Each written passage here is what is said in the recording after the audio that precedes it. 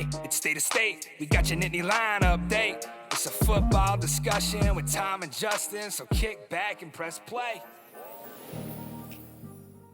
With former Penn State and NFL defensive back Justin King, I'm Tom Hannafin. This is State of State. This podcast is presented by BetOnline. BetOnline is your number one source for the NBA Finals and Stanley Cup playoffs this season. Every stat, every matchup, and even live odds and spreads while the games are being played. When the game's over, head to the online casino and get in on a game of blackjack or poker or unwind with one of over 150 slots games. Head to betonline.ag today or use your mobile device to get in on the action. Don't forget to use our promo code BELIEVE, that's BLEAV, for your 50% welcome bonus on your first deposit. State of State is presented by BetOnline. The game starts here. Are you looking for a higher potential return on your savings? Turn to our sponsor, Save. As an SEC-registered investment advisor, Save safely combines the best parts of saving and investing with its Market Savings program. Market Savings is a savings product that provides you with market returns instead of interest. The returns come from diversified investment portfolios based on your individual investment profile. The return from the investments is paid to you at the end of the selected investment term. But investing comes with risk, right? Well, with Save, your deposit is FDIC insured and never used for any investments. The current variable APYs are 9.07% for the 1-year product and 7.9% for the 5-year product. So what does this cost you? Well, Save only charges a fee when your investments make you money. To learn more or to sign up, visit www.joinsave.com/state. That's joinsave.com/state. The link to the website is in the description of this podcast. State of State invites you to join Save. State of State is a proud supporter of Blue White Outfitters. Blue White Outfitters was created as a retail shop meant to highlight the confidence, competitiveness, and fearlessness of the elite athletes found throughout the history of Penn State University. Check out their Lockdown U and Lawn Boys merchandise today. All sales from Blue White Outfitters directly benefit Penn State student athletes. Visit www.bluewhiteoutfitters.com today. Joining me today on State of State, he is a college football legend, Adam Carriker from within the Believe Podcast Network. You can check him out on the Believe in Big Ten or the Big Ten Show. I'm not sure what it's called now at this point, but you do a great job with Rhett Lewis. It's a fantastic show. So technically, you are a Big 12 legend because when you played for Nebraska, it was under the Big 12 banner. Now Nebraska part of the Big Ten. So it's like I'm kind of meshing some things a little bit here. So before we dive into this conversation about Penn State, the Big Ten, and the college football playoff, I'm curious how you feel about the Big 12 potentially turning into the All-State 12 and selling off some of its naming rights. I don't know if you've seen any of that news lately. Oh, dude, it's what the world's becoming. And I'm not hating on it. I'm not loving it. I'm just saying it is what it is. More money to be made. And I wasn't going to bring this up, but everyone knows you're a former WWE guy. You got the Prime logo right in the middle of the ring, in the middle of WrestleMania. I never thought in a million years I'd see that. Now they're talking about different schools in the Big Ten, and because Nebraska has been mentioned potentially as, hey, do you want to buy this part of the field to advertise? Yeah, let's put the Carriker Chronicles right there. That's my other show for those who don't know. It's all about branding. Yeah, it doesn't surprise me. Yeah, and then I saw another report come out that there's a private equity firm that potentially could buy a 20% stake in the Big 12 to the tune of a valuation of about $1 billion. This is just, it seemed inevitable that these private equity firms were going to get involved in college sports, but specifically for the Big 12 to be brought up a considerable amount of times this week, it's just, I don't know, it feels like the game is changing in a way that just feels weird emotionally, but it's like from your brain, your wallet, it makes sense. What do you feel? College football is big money. It's always been that way. It's like somebody within the past 3 or 4 years decided to look at college football and say, hey, there's no captain over there. There's no president. There's no commissioner. Let's go over there and let's make a whole lot of money because nobody else is doing it. And it's the wild freaking West.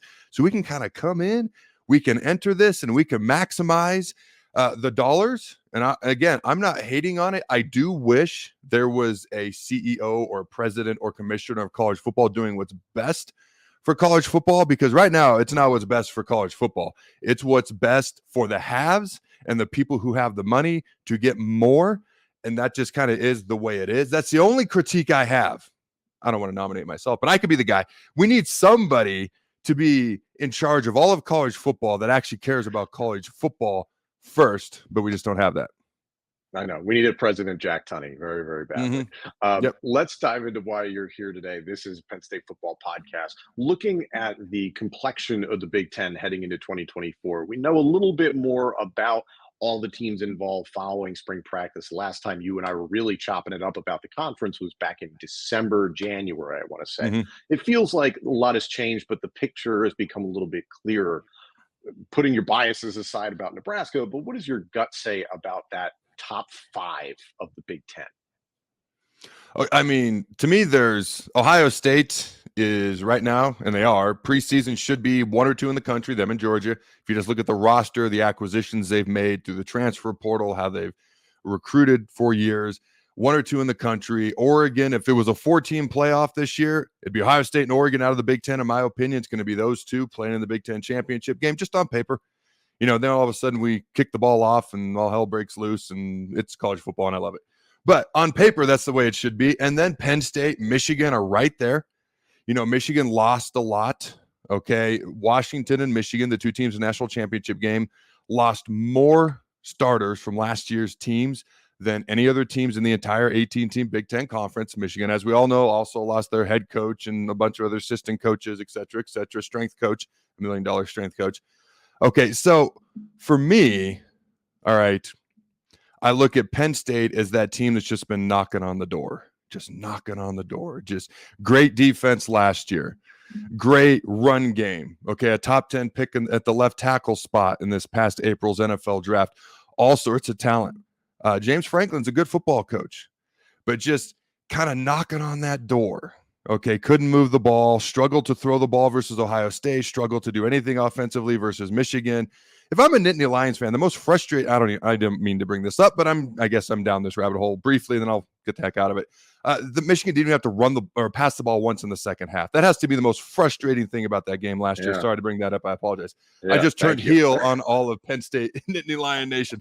But for me, they're right there. Okay, the biggest thing, they're going to be able to run the ball again this year. You've got those talented, all right, sophomore running backs. All right, Nicholas Singleton, Katron Allen. Okay, Drew Aller, as we all know, insanely highly recruited coming out of high school. He's got a year's worth of starting experience under his belt. I'm genuinely, it's the passing the ball. New offensive coordinator from Kansas. Can we move the ball through the air? You're going to play great defense. I know you lost some studs on defense to the draft, but you're going to play great defense. You're going to be able to run the ball. You're too talented in the backfield not to be able to. Aller's got all the physical tools in the world. He didn't play great last year, but his wide receivers didn't help him at all. There was no separation from defensive backs in his defense. So I'm curious. The number 1 wide receiver when he came out of high school is Julian Fleming. Now with Penn State, what can he do? And in fact, I'm kind of curious because leading receiver for the Nittany Lions a year ago is no longer with the team. A couple other guys left. Is that because Drew Aller just didn't look great throughout the spring, or is it because they can see the writing on the wall and Julian Fleming's the guy? I'm curious to see which one of those 2 potential options it is. Yeah, I think it's kind of an open competition. Keandre Lambert-Smith departed for Auburn. Some other guys departed for lesser schools. But yeah, the position is a little bit more shallow than it's been in years past. And unfortunately, that's saying a lot. So I'm curious to see where that goes as well. And new offensive coordinator Andy Kotelnicki has been on the record this week and saying, yeah, the receivers took a lot of blame, but he believes that they're going to have a different 2024. Kotelnicki, coming from Kansas, really made a lot out of a little there. Same thing with the University of Buffalo, his stop there. I guess my overall question is more now with this expanded playoff, everything changes. It feels wide open. And I still don't feel extremely confident, Adam, that Penn State can make it into the top 12 and make the playoff. And part of that is the competition that they're dealing with from A, within their own conference, but B, just all around. The Power 2 of the SEC and the Big Ten, throw in the ACC, throw in the Big 12. There's so many players that could get involved. and you look at any projections for the top 12, there's anywhere from 5 to 6 Big Ten teams that Mhm. make it into that FPI 12 as we're entering the season, so to speak. Is it just going to be a bloodbath, you think, for all these teams in like basically the top 5 of the 4 to 5 major conferences? Yeah, so and I forgot to mention to round out the 5 Big Ten teams, I would put USC tentatively in that 5th spot as the top I 5 agree with that. Big Ten I teams. agree with that. And Okay. Wisconsin has a chance as well. Yeah, Wisconsin, Iowa, they're talking about 9-10 wins again. Maybe they'll score points on offense this year. That would sure help. Okay, but is USC going to tackle anybody on defense? I'd love to see those two teams play each other. Okay, that'd be a lot of fun. They don't play each other this year, unfortunately. You look at Penn State, they would have made it the past 2 years.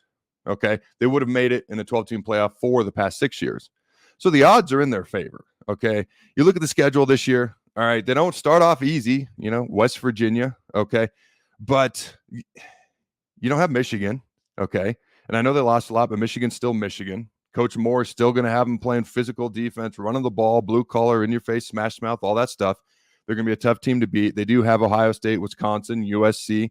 I'm curious to see what UCLA can be, all right, with Deshaun Foster, never having been a coordinator, never having called plays in a game, but being the head coach now. I'm just kind of curious to see what UCLA can do because I do think they have some talent. Okay, so, and I love – it doesn't make any geographical sense. We all know that. But I love the fact that, like, Penn State's going to go out to USC and UCLA is going to come out to Penn State, mostly because I don't have to do the traveling. I just get to watch the game on the field. But it's going to be a lot of fun. But like you said, it's going to be a bit of a bloodbath because these schedules in the Big Ten and SEC are so freaking brutal. It's going to be fun to watch. It's going to be must-see TV. I think Penn State is as good a chance as anybody getting this into the 12-team playoff. The biggest thing for me is being able to execute passes down the field much better than they did last year. I'm trying to be nice because normally when I say just executing a forward pass, but that's a little demeaning. So executing passes down the field, stretching the defense, opening up the running game, and getting a little bit more help from those wide receivers. And Drew Aller, he didn't look great in the spring game, if I'm being honest with you. It's a practice, okay? But it's the most overanalyzed practice of every year for every team. But he's got the ability and the talent. So for me, it's going to be that vertical passing game. It doesn't even have to be 20, 30, 40 yards. Just past 10 yards, 15, 20, maybe 25. Stretch the defense, make it easier on the run game, opens up the underneath pass lanes. And then your defense doesn't have to have all that pressure on it. Like, oh, my gosh, we gave up 14 points today. Is that too much type deal? And I think that aforementioned combination of Singleton and Allen, considering the way Kotelnicki has claimed he is going to emphasize the run game this year, as you know very, very well. If you've got an excellent running game, it makes it a lot easier on your quarterback and the passing game. In your opinion, what is the maximum number of losses that a team can endure and still make this 12-team playoff in 2024? Because Penn State, I think, conservatively could lose 3 games, maybe 4. So there's going to be a debate and I'd be shocked if it isn't this year and next year and the year after. But if it's not this year, it's next year. There's going to be like an 11-1 Big 12 team, ACC team, and then there's going to be 9-3 SEC Big 10 teams. And the strength of schedule is going to be uncomparable. Okay, but you got a two difference. Hard for me to say 2-win difference and 2-loss difference. That was easy for me to say. And that's hard to justify one way or the other when you counter in the strength of schedule. I mean, I got to be honest with you. I think the Big 12 is going to be the most entertaining conference in America. I think it's going to be the most fun to watch, most points scored, most wide open race. There's like 5 teams there, 6 teams that could legit win that conference. Okay, but the best football is being played in the Big 10 and SEC. And if it's an 11-1 Kansas State team out of the Big 12, okay, or versus a 9-3 USC team, 9-3 Penn State team, looking at the schedule that Kansas State's going to play, no disrespect compared to Penn State, I got to give the nod to a 9-3 Penn State team. Now, how those losses happen, who do you actually beat, who do you lose to, all that comes in to factor. But I think there's going to be 9-3 teams that make it in from the Big 10 and the SEC.